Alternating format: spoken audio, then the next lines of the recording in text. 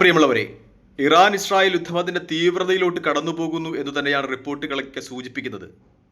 പ്രത്യേകിച്ച് നമ്മൾ times of India പോലെയുള്ള മാധ്യമങ്ങൾ ശ്രദ്ധിക്കുമ്പോൾ കിട്ടുന്ന വിവരം, ഹൈഫ തുറമുഖവും പവർ സ്റ്റേഷനും ഇറാൻ മിസൈൽ ആക്രമണത്തിൽ തകർന്നു എന്ന വിവരം തന്നെയാണ്. ഒപ്പം ഇസ്രായേലിൻ്റെ പ്രസിഡൻഷ്യൽ ഹൗസ് സ്ട്രക്ക് എന്നാണ് പറയുന്നത്. അതുമായി ബന്ധപ്പെട്ട കൂടുതൽ വിവരങ്ങൾ ലഭിക്കാനിരിക്കുന്നതേ ഉള്ളൂ. ബിൽഡിംഗ് സ്ട്രക്ക് എന്നാണ് ടൈംസ് ഓഫ് ഇന്ത്യയൊക്കെ കാണിക്കുന്നത്. ഒപ്പം ബെഞ്ചമിൻ നെതന്യാഹുവിൻ്റെ വസതിക്കു നേരെ, സിസിറിയയിൽ അദ്ദേഹത്തിൻ്റെ വസതിക്കു നേരെയും ആക്രമണം നടന്നതായി മാധ്യമങ്ങൾ റിപ്പോർട്ട് ചെയ്യുകയാണ്. മറുപക്ഷം എടുത്താൽ, ഇറാന്റെ ഭാഗമെടുത്താൽ അവരുടെ ഇന്റലിജൻസ് മേധാവി, സൈനിക ഇന്റലിജൻസ് മേധാവി, ഉപമേധാവി രണ്ടുപേരെയും ഇസ്രായേൽ വധിച്ചു എന്ന വാർത്ത പുറത്തു വരികയാണ്. അതായത് രണ്ടു ഭാഗത്തും വലിയ ആൾനാശം ഉണ്ടാകുന്നു.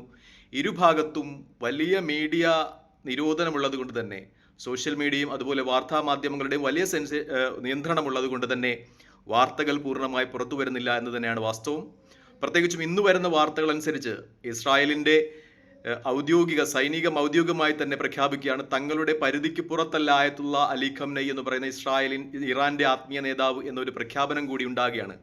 മാത്രമല്ല, നേരത്തെ പറഞ്ഞതുപോലെ ഇസ്രായേലിൻ്റെ പ്രധാനമന്ത്രിയുടെയും പ്രസിഡന്റിന്റെയും വസതികൾക്ക് നേരെ ഇറാൻ ആക്രമണം തൊടുത്തുവിടുന്നു. അപ്പോൾ രാഷ്ട്ര നേതാക്കന്മാരെ ലക്ഷ്യം വയ്ക്കുന്ന രീതിയിലേക്ക് യുദ്ധത്തിന്റെ തീവ്രത പോകുന്നു എന്ന് തന്നെയാണ് ഏറ്റവും പ്രധാനപ്പെട്ട പ്രത്യേകതയായി മാധ്യമങ്ങൾ ചൂണ്ടിക്കാണുന്നത്. മറ്റൊന്ന്, പശ്ചിമേഷ്യയിലെ രാഷ്ട്രീയ സാഹചര്യങ്ങൾ വലിയ മാറ്റങ്ങൾ ഉണ്ടാകുന്നു എന്നൊരു ചർച്ചയും പുറത്തു വരുന്നുണ്ട്. നേരത്തെ നമ്മൾ ഒക്കെ പറയാറുള്ളത് പോലെ ഈ മതത്തിനുള്ളിലെ ആവന്തര വിഭാഗങ്ങൾ തമ്മിലാണ് മിക്കപ്പോഴും തർക്കങ്ങൾ ഉണ്ടാകുന്നത്. ഈ മതത്തിനുള്ളിലെ വിഭാഗങ്ങൾ തമ്മിലാണ് മിക്കപ്പോഴും തർക്കങ്ങളും യുദ്ധങ്ങളും ഉണ്ടാകുക. നമ്മൾ ചരിത്രം പഠിക്കുകയാണെങ്കിൽ പ്രൊട്ടസ്റ്റന്റുകാരും കത്തോലിക്കൻസും, അങ്ങനെ അമേരിക്ക എന്ന് പറയുന്ന രാജ്യത്തിൻ്റെ ജനനം തന്നെ അങ്ങനെ ഒരു കോൺഫ്ലിക്റ്റിൽ നിന്ന് ഉടലെടുത്തതാണ്. മാത്രമല്ല, മധ്യേഷ്യയിലോട്ട് വരികയാണെങ്കിൽ, പശ്ചിമേഷ്യയിലോട്ട് വരികയാണെങ്കിൽ അത് സുന്നി ഷിയ.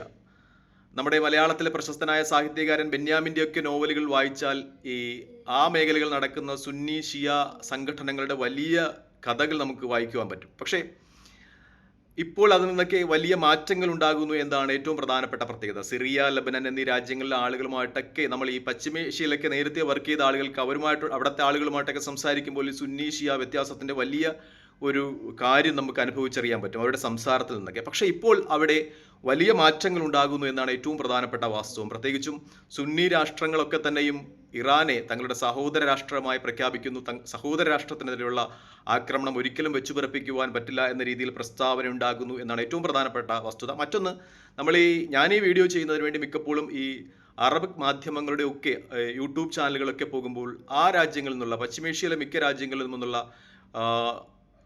ആളുകളുടെ ഒക്കെ കമൻറ്റുകളിൽ ഒരു ഇറാൻ അനുകൂല നിലപാട് നിഴലിക്കുന്നു എന്ന് കാണാൻ പറ്റും. അതായത് പശ്ചിമേഷ്യയിൽ അല്ലെങ്കിൽ ആ മേഖലയിൽ നേരത്തെ ഉണ്ടായിരുന്ന ഒരു സുന്നി ഷിയ വൈരം അത് കുറഞ്ഞു വരുന്നു എന്നാണ് ഏറ്റവും പ്രധാനപ്പെട്ട ഒരു വസ്തു. അതിന് ഏറ്റവും പ്രധാനപ്പെട്ട ഒരു കാര്യമായി എനിക്ക് തോന്നുന്നത്, ഈ അടുത്ത സമയങ്ങളിൽ ഇസ്രായേലിൻ്റെ ഔദ്യോഗികമായി തന്നെ ഒരു പ്രഖ്യാപനം ഉണ്ടായിരുന്നു. അവരുടെ ഒരു വിശാല ഇസ്രായേൽ രാജ്യം എന്നൊരു പ്രഖ്യാപനം, അതിൽ മിക്ക അറബ് രാജ്യങ്ങളും ഉൾപ്പെടുന്നു എന്നൊരു വസ്തുത. അതുമായി ബന്ധപ്പെട്ട ഭൂപടമൊക്കെ അവർ പുറത്തുവിട്ടിരുന്നു. അത് ആ പ്രദേശത്തെ ആളുകളെയൊക്കെ ഭയചകിതരാക്കിയിട്ടുണ്ട് എന്നാണ് ഏറ്റവും പ്രധാനപ്പെട്ട യാഥാർത്ഥ്യം. അതുകൊണ്ട് തന്നെ ഒരു പൊതുശത്രുവിനെതിരെ ഒന്നിച്ചു നിൽക്കുവാൻ ആ പ്രദേശത്തെ ജനങ്ങളും സർക്കാരുകളും ഒക്കെ തീരുമാനിക്കുന്നു എന്നൊരു വലിയ വസ്തുത ഈ അവസരത്തിൽ തന്നെ അന്തർദേശീയ മാധ്യമങ്ങളിലും അതുമായി ബന്ധപ്പെട്ട റിപ്പോർട്ടുകൾ വരുന്നുണ്ട് എന്നാണ് ഏറ്റവും പ്രധാനപ്പെട്ട ഒരു സംഗതി. തൽക്കാലം ഈ വീഡിയോയുമായി ഇവിടെ വാങ്ങുകയാണ്. മറ്റൊരു വീഡിയോയുമായി കാണുന്നവരെ നന്ദി, നമസ്കാരം, ജയ് ഹിന്ദ്.